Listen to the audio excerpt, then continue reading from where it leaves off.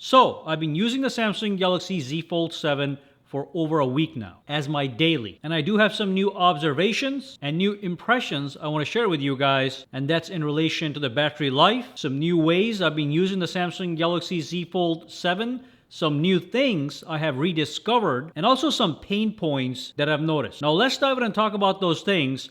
Now, I already made a video recently about my initial impressions of the Fold 7 after using it for 72 hours. So all those initial impressions still stand. I'll drop a link to that video down below if you want to watch that video. So this video is a kind of a follow-up to that video, but you don't have to watch that video to watch this video. Or you can watch in any order. So link to that video is going to be down below. In this video, we're going to talk about some new things. I do have an update on the battery life, but really quickly, I want to talk about the fact that I really missed being able to use Z Fold 7's inner display as a viewfinder when I'm taking photos. So that actually is a phenomenal experience, and you're gonna feel it when you actually use it that way. And to be clear, I don't do this for every photo. Like if I'm taking a quick photo of some useless product I saw in Home Depot, I'm not gonna unfold the phone just to use that massive viewfinder. What I'll do is I'll use it strategically for taking my best shots. Maybe a shot of a car,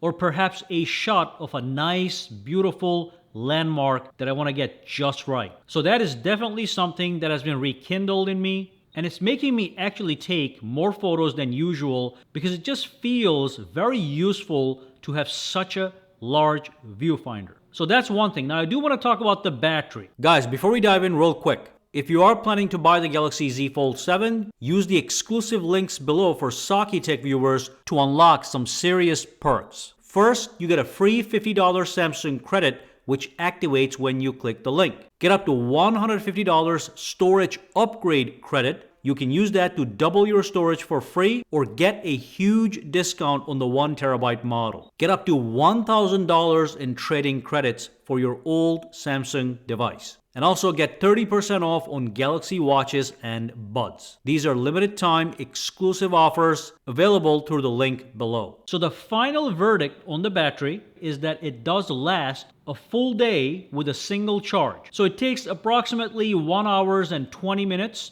to charge it fully from a dead battery. So I would say that is in the fast charging range. The S25 Ultra charges in around 59 minutes. So this one charges a little bit slower than the S25, but it is still acceptable. And like I said, it does last a full day. The battery life on this guy is better than the Fold 6 and the Fold 5. And there's a couple reasons for that. One of them is the processor that is more efficient, and the other one is the software that is designed to prolong the battery life. But there is a third reason the battery life on this guy, based on my experience, is lasting longer than the Fold 6 or the Fold 5. And the biggest reason is because I find myself unfolding the Fold less often. By not using the inner display as much as I used to on the older models, it is just saving a whole lot of battery. Remember, the outer display is basically half the size of the inner display, so it requires twice as less energy to operate. And because they made the covered display wider and taller,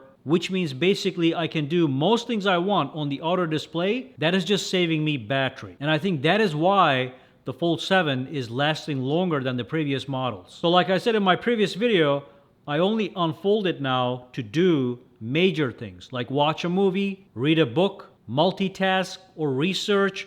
And those are things I do towards the nighttime most of the time. The morning, afternoon, towards the evening, I'm just doing social media, text messages, calling people, some random scrolling and stuff like that. Previously, I had to unfold the whole thing just to send a text message because the keyboard was so tight. So approximately 75% of the time, I'm on the outer display, and only 25% of the time, I'm on the inner display. On the Fold 6, when I was using that as my daily, it was like a 50-50 split. So that is actually fantastic. And it's good news for people looking for longer battery life on their foldables. Now, of course, I wish the battery capacity was 5,000 milliamp hours, but they just couldn't do that with the dimensions they have set up for this thing. Hopefully next year.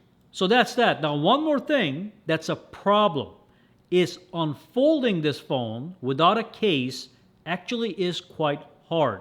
It is so thin that when you put your thumbs on the edges and try to open it up, it's hard to get a grip. So if you are using this phone without a case, it is going to be slightly hard to open it, but that problem goes away when you do have a case because the grip area becomes thicker and easier to open. Of course, I don't think this is something that should dissuade you from buying this, but it is a pain point that you should be aware of. The next thing I want to talk about is the flex mode. I had kind of forgotten about this, but now it's back and I'm using it more and more often. So if I have to watch a YouTube video while I'm having breakfast, I like to put the phone in the flex mode, which looks cool. And also with the flex mode, certain apps actually adjust and transform to be perfectly usable with the flex mode, so it feels like a laptop. So if I'm watching a YouTube video, I get my controls at the bottom, as you can see. Or if I'm typing something in my notes application, the keyboard and the typing area splits into two, just like a laptop, right at the bend. Of course, I can take it to make videos of myself, photos of myself, do video calls and all that good stuff. It just makes it more convenient without having to buy a case with a kickstand. So this is also an incredible experience that I had missed. Now remember, with the flex mode, it's very flexible, so to speak. If you go to your advanced features, there's a flex mode option. You go in there and you can customize the flex mode for various applications. So it is a fully customizable mode that can also adapt to your usage. And then another amazing feature is the fact that I can have a separate home screen setup for the cover display and a completely separate home screen setup for the inner display. So the cover display is set up so that I can do all my daily stuff quickly. You can see I have all my apps arranged in a particular order, organized in folders, so I can access them quickly to get things done. And then of course, at nighttime when I retire to the bed or just sit down, I will unfold it and get access to the apps designed to be used on an unfolded display, like media applications for watching movies, YouTube videos, even some shopping. On that inner larger display, I can enjoy them more, and I just like it. Like I said, I unfold it and the apps are right there, separate from the cover display. So it really feels like a two-in-one product, a phone on the outside, customized to be used as a phone, and a tablet on the inside, customized to be used as a tablet. Now the next thing that kind of annoys me with the smartphone is the massive, beautiful wobble that you get with this smartphone. Especially when it is folded. Take a look at this. That is some crazy wobble I've never seen before. And of course the culprit is that 200 megapixel camera. They had to make the camera module so large that it creates all this space. Now when the phone is unfolded, you still have a wobble if there's no case, so you can see it is a little bit less, and you can see it is more compact wobble, okay? So this is a little bit better than when the phone is folded without a case. So you'll get the wobble. Now when you put a case on, the wobble kind of disappears, but it's still there. Now with the case, the wobble is still there, but you can see it's not on this side.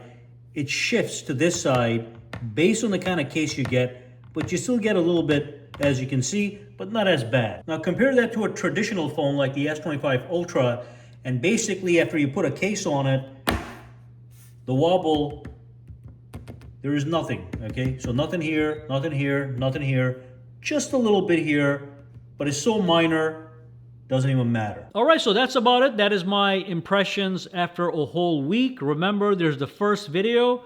In the first video, there were more praises. In this video, I mentioned a couple more problems, but overall, I'm fully satisfied with this product. And remember, I switched from the S25 Ultra to this one, and I think I'm gonna keep it that way for a while. The bottom line is the outer display is now wider, it's larger. I can get everything I want on it done. And then when I need a tablet, I unfold it and I watch my movies or read my books. The camera is great. The battery lasts a full day. So overall, it's a very powerful package with a few sacrifices and some annoyances. So that's it, guys. Any questions, comments, or concerns? Drop them down below. Let me know. For now, have a fantastic day.